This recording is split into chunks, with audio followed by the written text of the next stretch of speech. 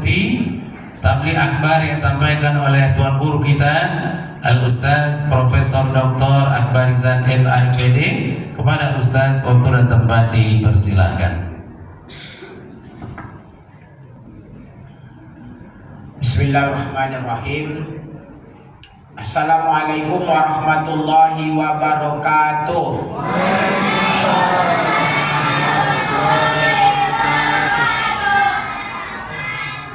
Alhamdulillahirabbil alamin.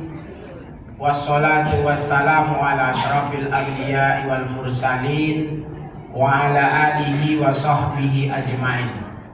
Tiada kata yang pantas kita ucapkan pertama kali di malam hari ini kecuali hanyalah ucapan puja dan syukur kita kepada Allah.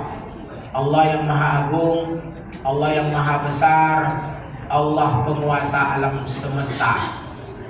Bersamaan dengan itu, marilah mula kita mengucapkan salawat untuk Nabi junjungan alam Muhammad Rasulullah Sallallahu Alaihi Wasallam, Nabi yang benar-benar mencintai kita umatnya. Mudah-mudahan Bapak dan Ibu yang ada di dalam masjid ini pun termasuk umat yang benar-benar mencintai beliau.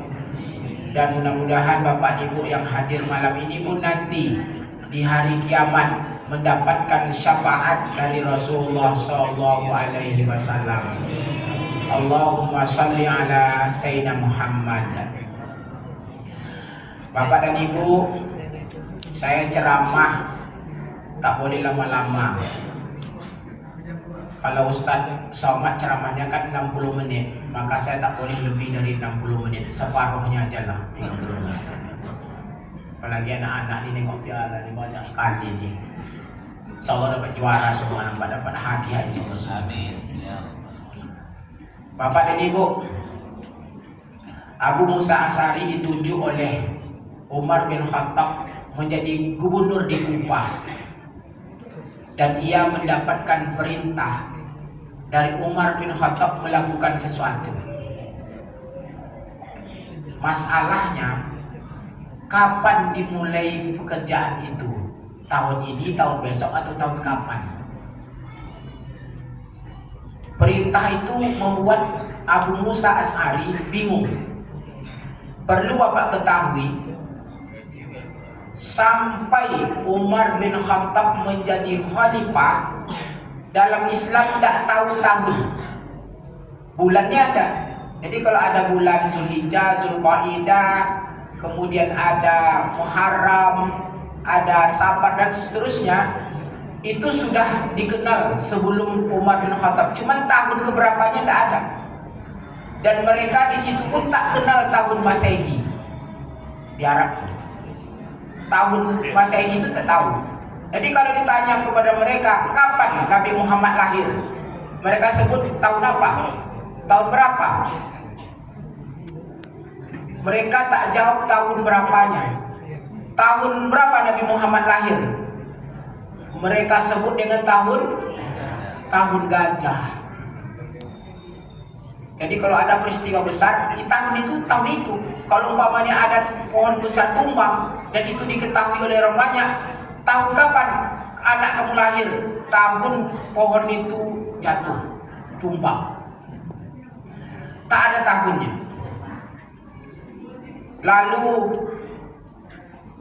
diusulkanlah kepada Umar bin Khattab, ayolah kita tetapkan tahun kita. Tahun berapa? 1, 2, 3, 4, 5. Cuman pertanyaannya kapan mulainya? Tahun pertama itu kapan? Ada usulan dari sahabat. Kita mulai dari lahir Nabi. Tahun pertama umat Islam itu tahun lahir Nabi, berarti tahun gajah hitungnya. Kapan bulannya? Rabiul Awal. Masalahnya, Nabi Muhammad lahir itu tanggal pastinya masih terjadi perdebatan pendapat para ulama. Mereka juga berbeda pendapat tanggal pastinya. Ada usaha lain.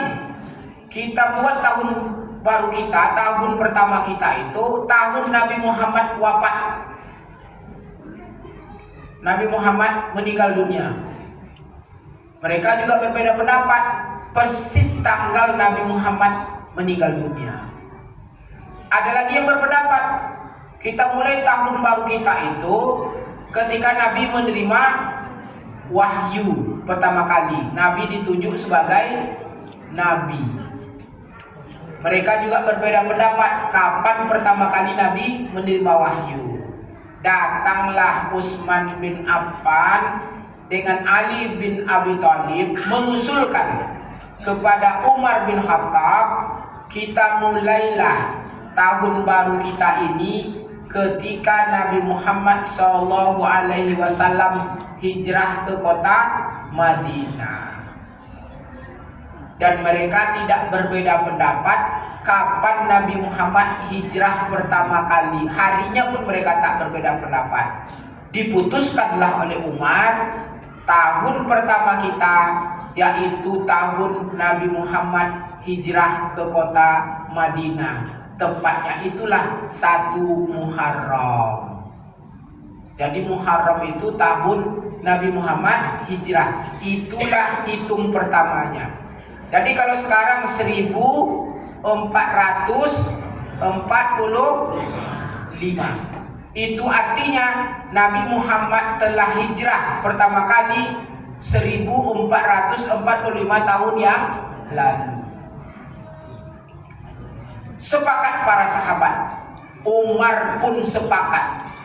Umar menambah, alasannya bukan Nabi hijrah saja, sebab Islam, kata Umar bin Khattab, mulai berkembang hebat, tersebar kemana-mana, itu karena Nabi Muhammad hijrah.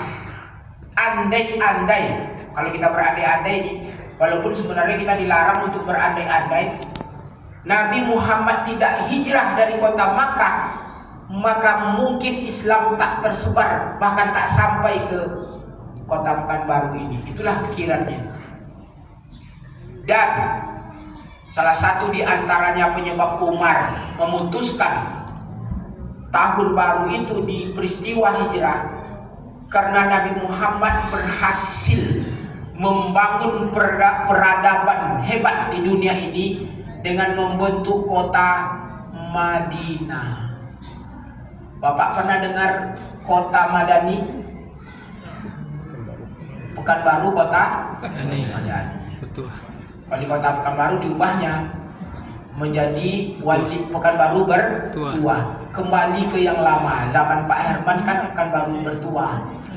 Kalau Bapak browsing di Google itu, banyak kota-kota di Indonesia ini menyebut dirinya kota Madani, bukan Pekanbaru saja.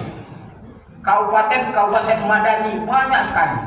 Mereka ingin menjadi kota Madani. Siapa yang mau ditirunya tuh?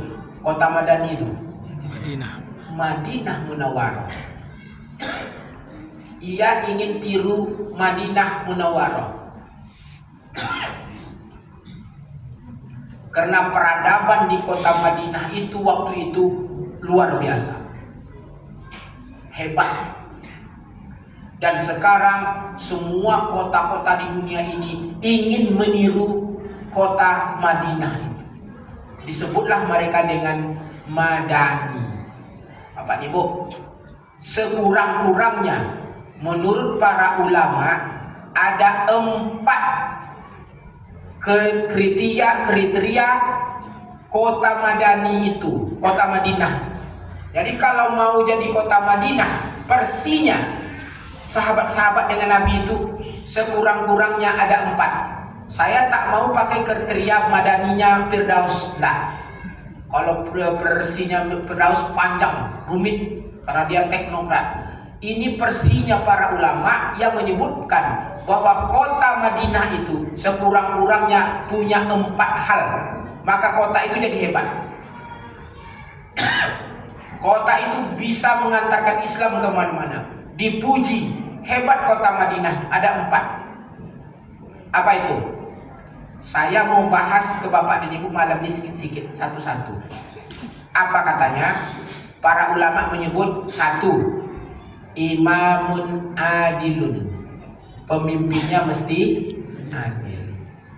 Alimun zahidun, ulama-ulama di kota Madinah itu alim-alimnya, ilmuwan-ilmuwannya zuhud. 3, ghaniyun wafirun, orang-orang kayanya dermawan. 4, miskinun sabirun, orang-orang miskinnya sabar.